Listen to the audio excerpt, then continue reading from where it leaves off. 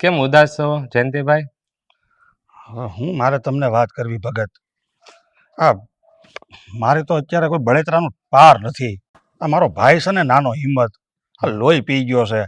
અમે જ્યારે ભાઈ નોખા થયા ત્યારે અમે ભાગલા પાડી લીધા હતા. હવે એના ભાગની મિલકત એણે બધી દારૂમાં ને જુગારમાં ઉડાડી દીધી. હવે મને એમ કહે છે કે તમે મને ભાગ દીધો જ નથી, મને ભાગ દ્યો. હવે મારે ક્યાંથી દેવો? થોડો ઘણો નહીં ભગત, 50 લાખ માગે છે. તમે જ્યારે હિંમતભાઈના ને એના ભાગ પાડ્યા તમારા ભાગ ત્યારે કઈ લખાણ બખાણ કઈ કર્યું નહીં હોય? હા, એ જ મારી મોટી ભૂલ છે. હું એમને વિશ્વાસ ઉપર રહ્યો કે હવે મારો હગો ભાઈ છે. હવે આમાં ભાઈઓમાં કઈ એવા ભાગલા પાડે એમાં કઈ લખાણ થોડા કરવાના હોય. પણ મને હું ખબર આની કૂટનીતિ હશે આવી. મારી પાસે અત્યારે એવો એકેય પુરાવો નથી કે મેં એને એનો ભાગ દઈ દીધો છે. આ એનો જ લાભ ઉઠાવે છે. તમે છે ને હાવ ભોળા છો. અમને ભલે આમ બધા ભગત કરે, પણ અમે ભાગ નોખા છે ને તો અમે કાયદેસર વકીલ માફક લખાણ કર્યું હતું. કોઈ અમારું કઈ નામ ન લે. હવે ભગત તમારી વાત તો હાંસી. હવે આ હું છે ભાઈ જાગ્યા ત્યાંથી હવાર. હવે તો હું છે ને આમ ફૂંકીને પગલાં મૂકું છું. પણ હવે કરવું હું? મારે તો આ બધી મેટરમાંથી કેમ નીકળવું ને એ જ નથી ખબર. હું અત્યારે ભોળાનાથના દર્શન કરતો હતો ને તો મેં એ જ માગ્યું કે ભગવાન હવે પછી હું છે ને આવી ભૂલ કોઈ દી નહીં કરું, મારો ભાઈનો વિશ્વાસ કોઈ દી નહીં કરું, પણ ભગવાન તું મને હવે આમાંથી કાઢ. જયંતિભાઈ તમારી વાત હાવ હાસી છે. ભગવાન ઉપર તમે બધું છોડી દો, એ હવ હારાવાના થાય છે. એ ભગવાન છે ને 1000 હાથ વાળો છે, હવ હારાવાના કરશે. હાલો હું દર્શન કરી લો. જય ભોળાનાથ. મળ્યા પછી.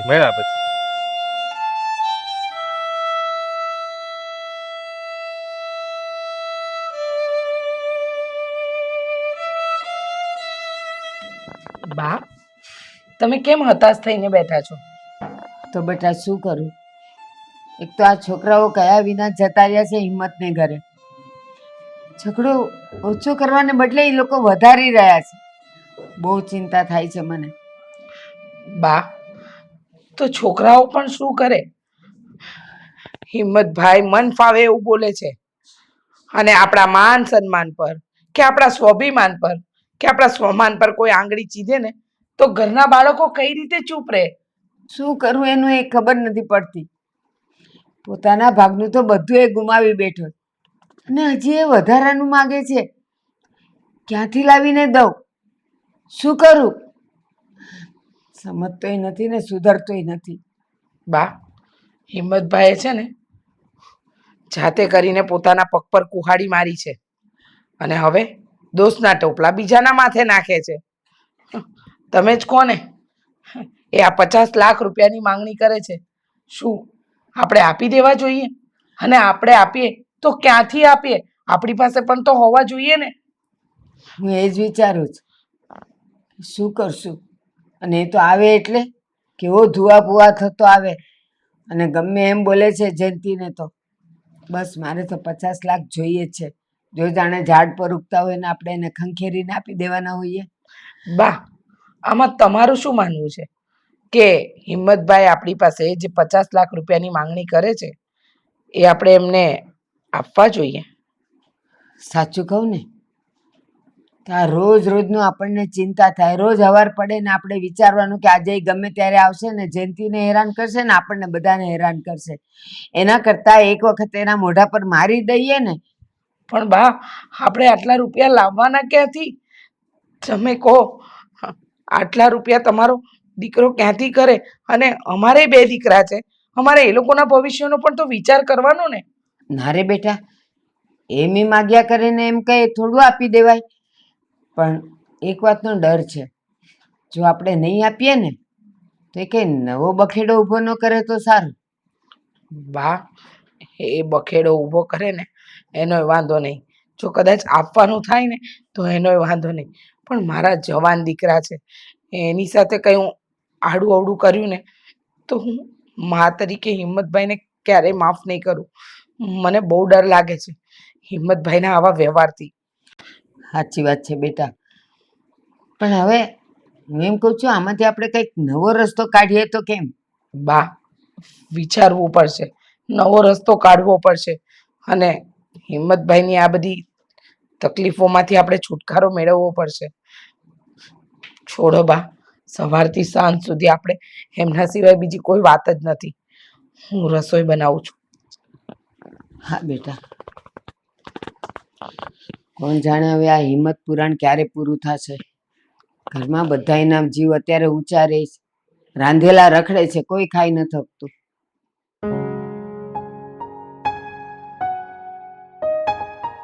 ભાઈ મને નથી લાગતું કે હવે આ વાતનો બીજો કોઈ ઉકેલ હોય, પણ આ વાતનું સમાધાન તો શોધવું જ પડશે ને. હા ભાઈ, મને પણ એવું જ લાગી રહ્યું છે. મને તો એ વાત નથી સમજાતી કે આપણે લોકોએ જે કંઈ પણ કર્યું છે એ યોગ્ય છે. આ રીતે આપણે કાકાને ઘરે જઈને મારીને તો આવતા રહ્યા, પણ આની અસર શું થશે એ તો આપણે વિચાર્યું જ નહોતું. હા, એ વાત પણ તારી સાચી, પણ હવે કંઈક રસ્તો તો કાઢવો જ પડશે ને.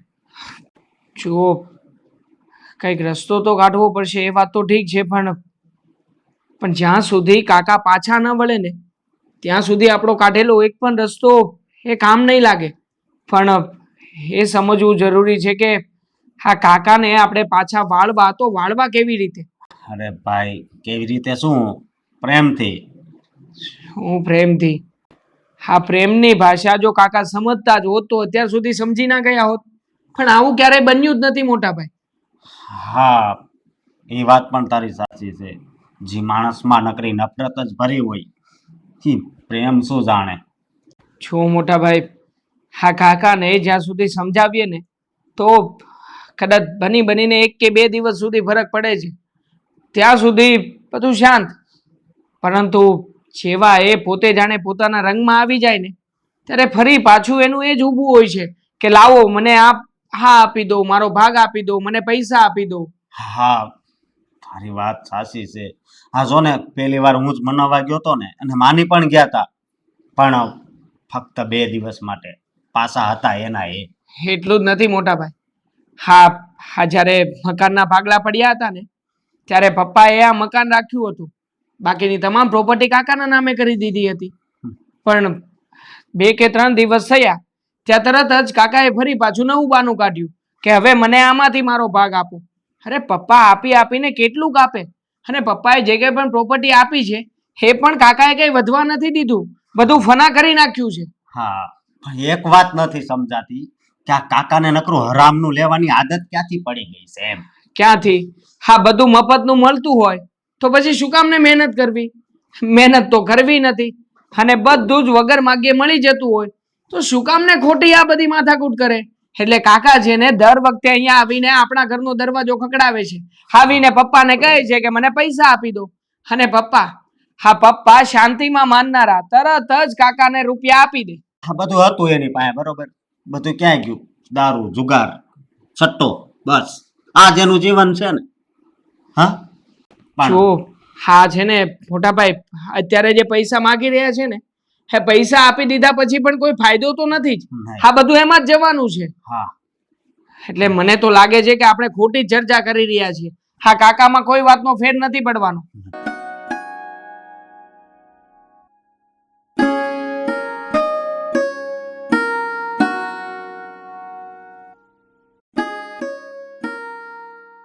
પપ્પા, હું શું કહેતી હતી, આ તમારે ને મમ્મીએ જાત્રાએ જવાનું હતું, એ કઈ તારીખ છે? બસ હવે આ નવરાત્રી પતે એટલે વિચાર એવો છે કે ભાઈ બીજના દિવસે જ નીકળી જવું છે. છે ને? ના, રિઝર્વેશન થાય એટલે હું તમને કહી દઈશ. અરે આવ ભાઈ આવ, બેસ બેસ. હું બે આ તમારા છોકરા મારી ઘેરે આવીને ધોલ ધપાટ કરી ગયા, મને મારી ગયા, તો ઈ મેં સહન કરી લીધું એમ? એ વ્યામમાં નહીં રહેતા હો. હા ભાઈ, તારી વાત મારા માથા સામી, બસ. પણ આમ જો આ ઘરનું ઘર છે, તારા ભાઈનું ઘર છે, કાકા હરખો વ્યવસ્થિત બે આમ કાક તો કાક હરખી વાત થાય. હા કાકા, પાણી પીવું છે તો લઈ આવો. ના ભાઈ ના, તમારા ઘરનું સા પાણી કાંઈ ન હાલે, મારે જોવે ન્યાય. હું ન્યાય? પણ કેવો ન્યાય? હા. 5 લાખ રૂપિયા આપી દો એટલે મારે ન્યાય થઈ ગયો. કાકા, તમે ફરીને ફરી ઈ જ વાતને લઈને કેમ આવો છો? ગમે ત્યારે પૈસા પૈસા પૈસા, બીજી કોઈ વાત જ નથી હોતી. હો બાપા, આ અમે બે ભાઈ વાત કરીએ છીએ ને એમાં તમારે બહુ બોલવાની જરૂર નથી, નહીતર હું પણ ભૂલી જઈશ કે આ હો બાપા છે અને મર્યાદા શું કહે છે. કાકા બસ હો, તમે વધારે બોલી રહ્યા છો. બરાબર, હું વાત કરું. જો બેટા, તમે છે ને શાંતિ રાખો ઘડીક, અને મને છે ને મારા ભાઈ હારે વાત કરી લેવા દ્યો. તો સાંભળ હિંમત, તું જે આ 50 લાખની માંગણી કરશો ને ભાઈ, એ અત્યારે છે ને ભાઈ મારાથી શક્ય નથી. પાકું હા પાકું, મારાથી નથી થાય એમ. જોજો ભાઈ, પછી ખરાખરીના ખેલ થાય, પાછો ન વળે આ ભાઈ તારો. અલા ભાઈ, હું તને એમ કહું છું શક્ય નથી એટલે એનો મતલબ એવો નથી કે મારે તને નથી દેવા. કહું છું અટાણે નથી. મને તો એવું લાગે છે કે તમારે મને દેવા જ નથી. જો ભાઈ, મારી આગળ પાછળ કોઈ નથી રોવા વાળું. મને કંઈક થઈ જાય ને તો કાંઈ ફેર નહીં પડી જાય. પણ જો તમારે 2 દીકરા છે, એકાદાનું નામ રેશન કાર્ડમાંથી હું ભૂહી નાખે ને તો આખી જિંદગી મોઢા કાળા કરીને બેસ્યો. અલા ભાઈ, તું શાંતિ રાખ અને થોડીક તો શરમ કર, થોડીક શરમ. આ વવારું અહીંયા બેઠા છે અને એની સામે તું એના ધણી વિશે આવું બોલ, અને પછી એમ કહે કે એને કયો બોલવામાં ધ્યાન રાખે, તું એના આદમી વિશે એવું બોલ તો એ ન બોલે. જો ભાઈ, આ હો બાપા હોય કે તારા દીકરા હોય કે મારી માં હોય કે તું હોય, અહીંયા કાંઈ ફેર પડે નહીં હો. એકાદાની બોડી ભૂહી નાખે હું. હા તો ભાઈ, મેં કઈ હાથમાં બંગડીઓ નથી પહેરી. આ તો નાનો છો અને હું સમાજમાં રહું છું એટલે મને સમાજની દુનિયાની શરમ લાગે છે. તારે હું નાચ જાતની પડી છે. શરમ બહુ એટલી બધી હોય તો 50 લાખ રૂપિયા આપી દો ને. તમે છૂટા ને હું છૂટો. હાથે આપી દે, પણ કઈ ભંડાર થોડા ફેર્યા છે કે નથી કઈ બાપ દાદાનો વારસો મૂકી ગયા કોઈ. તો આ બધું કોનું છે? આ બાપ દાદાનું જ છે. આ તમે બધું ભેગું કરીને લઈ લીધું છે, મને નથી દીધું. મારે ધંધો કરવા માટે રૂપિયા 50 લાખની જરૂર છે. આ ઓ બાપાને કહી દેજો કે મને કામ કરવા, વાહિંદા પોતા કરવા જાય, રૂપિયા ભેગા કરી લે. મારા ઘરમાં કોઈ ટાઈમ નથી તો હું મારા ઘરની વહુને ઘરની બહાર કામ કરવા મોકલું. અને આપણા બાપાએ જે ભાગ પડ્યા ને એથી બેયને ખરખા ભાગલા કરીને દીધા હતા. તું નીકળ્યો દારૂડિયો ને સટોડિયો, ભૂહી નાખ્યું બધું. હવે મારું 4 માથે જોઈશ તારે. ઈ તમારે જે લાગે ઈ. મને મારા 50 લાખ જોવે એટલે કે પરિણામ સારું નહીં આવે. તમે હાસુ માની લેજો, નકર મારો હાથ ઉપડતા વાર નહીં લાગે. મોટા ભાઈ સૌની ભૂલી જાય અને એકાદાની બોડી ભૂહી નાખી, દુનિયામાંથી નામ કાઢી નાખી. તું છે ને ભાઈ ધમકી આપવાનું બંધ કરી દેજે. આવી તારી ધમકીથી હું કઈ ફાટી નથી પડતો. અરે વાર નહીં લાગે મોટા ભાઈ સાથે. અરે કાટલો મુઈક. અરે પાકલો ઓલી ભાગો. આટલી મેળો છો? કાકા જાઓ, તમે અત્યારે તમારા ઘરે જાઓ.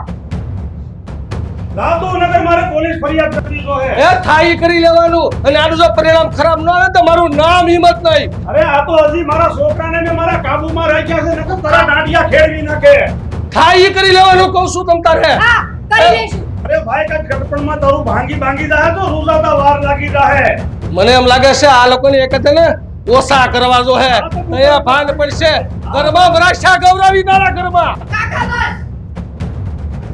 પપ્પા તમે ક્યારે ના જેવા થાવ છો? અરે પણ બટા કેટલું મારે સહન કરવું, કેટલું. આ ઘર મારું મારા ઘરની ઉંમરે આવીને આવો ઝૂખા જેમ તે બોલી દયા જાય.